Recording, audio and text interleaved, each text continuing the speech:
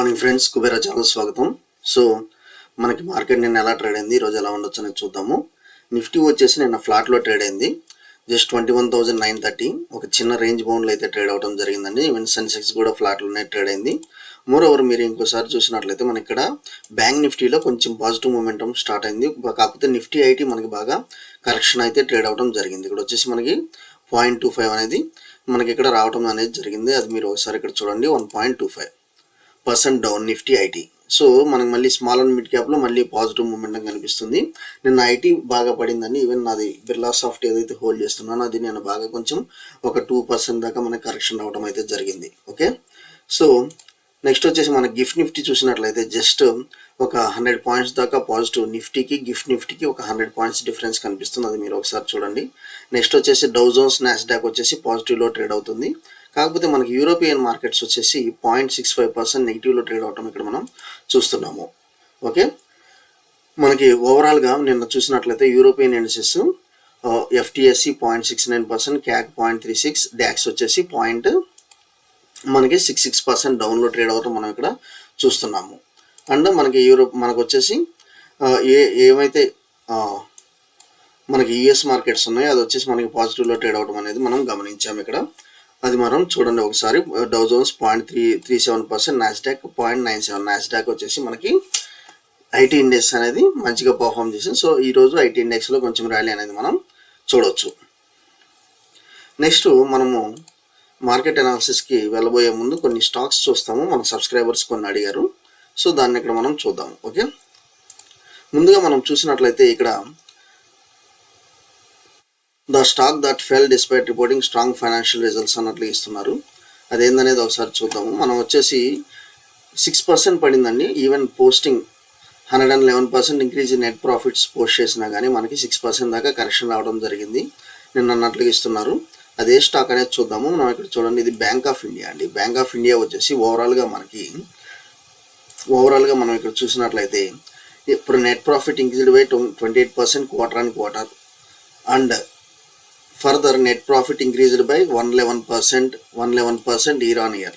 అయినా కానీ మనకి కొంత ప్రాఫిట్ బుకింగ్ అయితే జరిగినట్లు ఇక్కడ ఇస్తున్నారు. సో మీరు యాడ్ చేసుకోవచ్చు అంటే మనము లెవెల్స్ చూసి యాడ్ చేసుకోండి, ప్రాబ్లం లేదు. కాకపోతే మనకు వచ్చేసి స్టాప్ లాస్ అనేది మెయింటైన్ అయితే చేయండి. ఓకే, స్టాప్ లాస్ అయితే మెయింటైన్ అయితే చేయండి. మనకి ఎప్పుడైతే మనకి మంచి రిజల్ట్స్ ఇచ్చినా కొంచెం కరెక్షన్ కనబడుతుందో, సో దానిలో మనకు వచ్చేసి ఇక్కడ 138 per షేర్గా మనకి ఇక్కడ చూస్తున్నాము. కాకపోతే కొంచెం మనకి స్టాప్ లాస్ అయితే మెన్షన్ చేసుకుంటాం, మీరు ఇన్వెస్ట్ అయితే చేసుకోవచ్చు. మనం లెవెల్స్ కూడా ఒకసారి చూద్దామండి. ఇది వచ్చేసి మనకి bank of India. Okay, bank of India అయితే మంచి ప్రాఫిట్ అయితే ఇచ్చినట్లుగా మనం చూస్తున్నారు. ఇంకోటి మనం చూసినట్లయితే this power company 4,000 crores order వచ్చిందంట. And more over this company generates over 655 returns అన్నట్లు ఇస్తున్నారు. సో ఇది ఒక మల్టీ బ్యాగర్ రిటర్న్స్ అనేది ఇవ్వడం జరిగింది, ఆల్రెడీ ఇచ్చింది. సో స్టిల్ మనం దీన్ని ట్రేడ్ చేయొచ్చు లేదనేది, అదే స్టాక్ అనేది ఒకసారి చూస్తాము. మీరు ఇక్కడ చూసినట్లయితే NHPC national hydro power corporation gains over 20% in just 1 week అన్నట్లుగా ఇస్తున్నాడు. And more over the hydro power stock has given almost 52% in a single month అని ఇచ్చాడు. సో మనకి మల్టీ బ్యాగర్ స్టాక్స్ అనేవి మనకి 1 by 1 సబ్స్క్రైబర్స్ అడుగుతూ ఉన్నా, లేకపోతే మనకి ఈవెన్ ఓన్ రీసెర్చ్ ద్వారా మనకి ఇక్కడ కనిపిస్తుందండి. సో ఆ స్టాక్స్ మనం చెప్తున్నాము విత్ స్ట్రిక్ట్ స్టాప్ లాస్తోనే మీరు ఎంటర్ అవ్వాలి. ఎందుకంటే ఆల్మోస్ట్ ఇది మల్టీ బ్యాగర్ రిటర్న్స్ ఇవ్వడం జరిగింది కాబట్టి కొంత ప్రాఫిట్ బుకింగ్ అయితే ఉంటుంది. కొంత ప్రాఫిట్ బుకింగ్ తర్వాత మళ్ళీ ఆ లెవెల్స్ క్రాస్ అయ్యేటప్పుడు మనం బయింగ్ సైడ్కి వెళ్ళాలి, లైక్ ఐఆర్ఈడిఏ. ఓకే, ఐఆర్ఈడిఏ మనం చెప్పాము ఆల్మోస్ట్ 85 to 100 దాకా అది మనకి వచ్చేసి కరెక్షన్ ఉంటుంది. దాని తర్వాత రికవరీ స్టార్ట్ అయిందండి. రికవరీ స్టార్ట్ అయిన తర్వాత ఇప్పుడు ఆల్మోస్ట్ 200 టచ్ అయింది. సో ఎప్పుడైతే మనకు వచ్చేసి ఏబిసి ప్యాటర్న్ ద్వారా ఏదైతే ఉంటుందో, సో ఈ కొన్ని స్టాక్స్ ఎలా ఐడెంటిఫై చేయాలంటే ఇలా మనకి ఈ యొక్క పీక్ లెవెల్ వెళ్ళినప్పుడు కొంత కరెక్షన్ అయితే వస్తుందండి. సో కొంత కరెక్షన్ అయితే వస్తుంది. ఒక స్టాక్ ఎక్కడి నుంచి ఇది పెరుగుతుంది, పీక్ లెవెల్ వెళ్ళినప్పుడు కొంత కరెక్షన్ వస్తుంది. సో ఇక్కడ తర్వాత మళ్ళీ వన్స్ ఇక్కడ గ్రీన్ క్యాండిల్ ఎప్పుడైతే ఫామ్ అవుతుందో సో దెన్ ఇది రివర్స్ డైరెక్షన్లో వెళ్తుంది. రివర్స్ డైరెక్షన్ వెళ్ళిన తర్వాత మనం ఇక్కడ మళ్ళీ ఎంట్రీ లెవెల్ ఉంటుందండి. సో పీక్ ఆల్ పీక్ ఎప్పుడైతే మనకు క్రాస్ అవుతూ ఉంటుందో మనం రివర్స్ ఎంట్రీ లెవెల్ ఉంటుంది. లేదా మనకు వచ్చేసి సో ఈవెన్ కంపెనీ మంచిగా పర్ఫామ్ చేస్తున్నా, కొంత ప్రాఫిట్ బుకింగ్ జరిగింది కాబట్టి ఎప్పుడైతే రివర్సల్ స్టార్ట్ అయిద్దో మనం ఈజీగా ఎంటర్ అవడానికి స్కోప్ అయితే ఉంటుంది. అది మీరు ఒకసారి గమనించాలి. ఇలా మల్టిపుల్ స్టాక్స్లో మీరు చూస్తుంటారు. సో మనం మిస్ అయ్యాము అని అనుకోవద్దు. సో మనం ఆపర్చునిటీ కోసం వెయిట్ చేయాలి. అండ్ మోర్ ఓవర్ ఆల్రెడీ ఇక్కడ వచ్చేసి మనకి 655 రిటర్న్స్ ఇచ్చింది కదా. సో దీనిలో నేను ఎంటర్ అవ్వాలా వద్దా అని అంటే, so with stop loss of ఒక 10 పాయింట్స్ పెట్టుకొని మీరు ఎంటర్ అవ్వండి. సో ప్రస్తుతం వచ్చేసి every correction is a entry point అన్నట్లుగా మనకి ఇక్కడ ఇస్తున్నారు. Every correction is entry point అన్నట్లుగా ఇస్తున్నారు. ఇక్కడ చూడండి, in 2020 NHPC was trading at just 15 rupees per share. 15 rupees అంటాం. Now it reach to 115 gaining over 655% returns. So ఎందుకు ఎంతగానో పెరిగిందంటే, మనకు వచ్చేసి ఇది ఒక national hydro electric power corporation. So green energy corporation 1975లో మనకి ఎస్టాబ్లిష్ చేయడం జరిగింది. వై ఇట్ ఈస్ రైజింగ్ అనేది మనకు క్లియర్గా సో మల్టిపుల్ చెప్పారండి. Even government policies towards the power sector, increased sectoral allocation behind the rise of NHPC shares.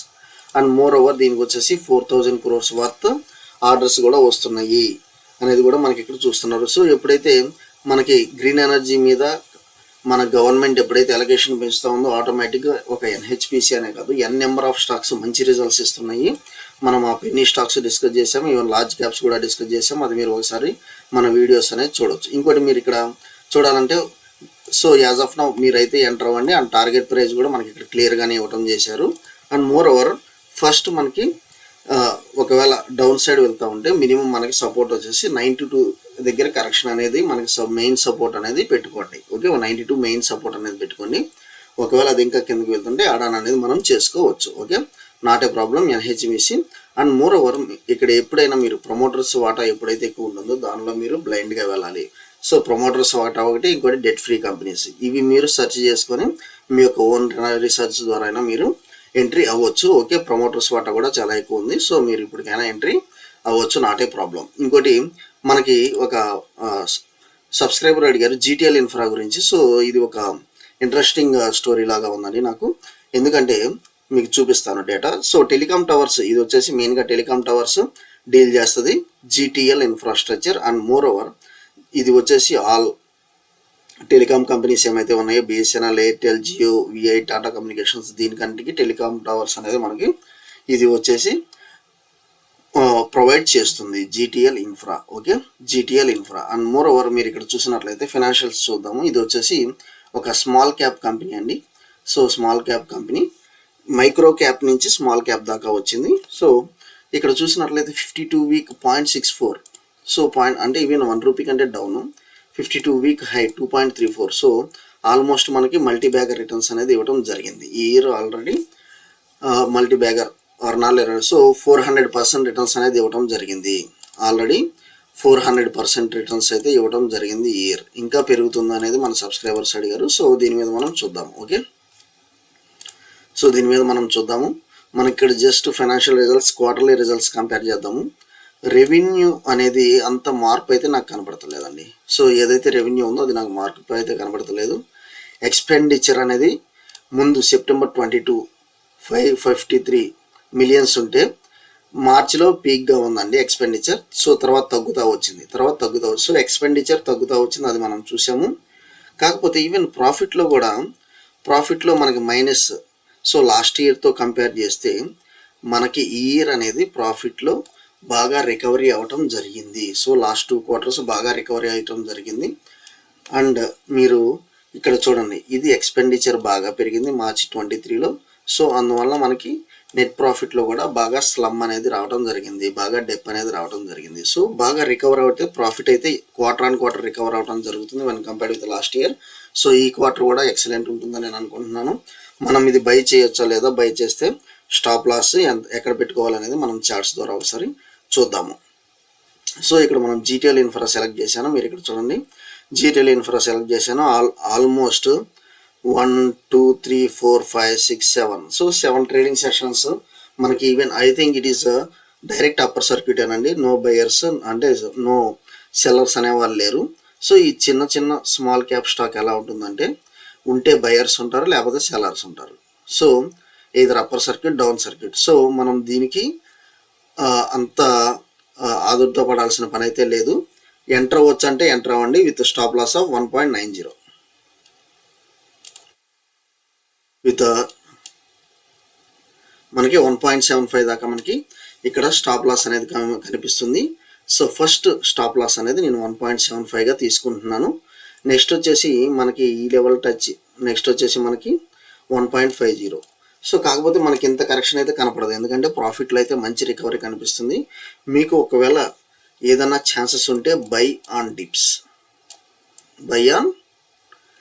Dips అనేది పెట్టుకోండి, ఎందుకంటే ఇది టెలికామ్ టవర్స్ని ప్రొవైడ్ చేస్తుంది. 5G 6G 7G 8G 9G, so అలా it goes on. So telecom towers యొక్క importance ఉంటూనే ఉంటుంది. And ఏమైతే మన టాప్ క్లయింట్స్ ఉన్నారో వాళ్ళందరూ వీళ్ళ యొక్క కస్టమర్స్. ఓకే, వాళ్ళందరూ వీళ్ళ యొక్క కస్టమర్స్. బై ఆన్ డిప్స్ పెట్టుకోండి, స్ట్రిక్ట్ స్టాప్ లాస్ 1.75 పెట్టుకోండి. మళ్ళీ అది వచ్చేసి ఒకవేళ ఇంకా ఫర్దర్ పడితే రికవరీ, ఇందాక చెప్పాను కదా ABC pattern recovery. So ABC, so as per ABC pattern నేను వచ్చేసి ఇక్కడ 1.90 దగ్గర ఎంటర్ అవ్వాలి.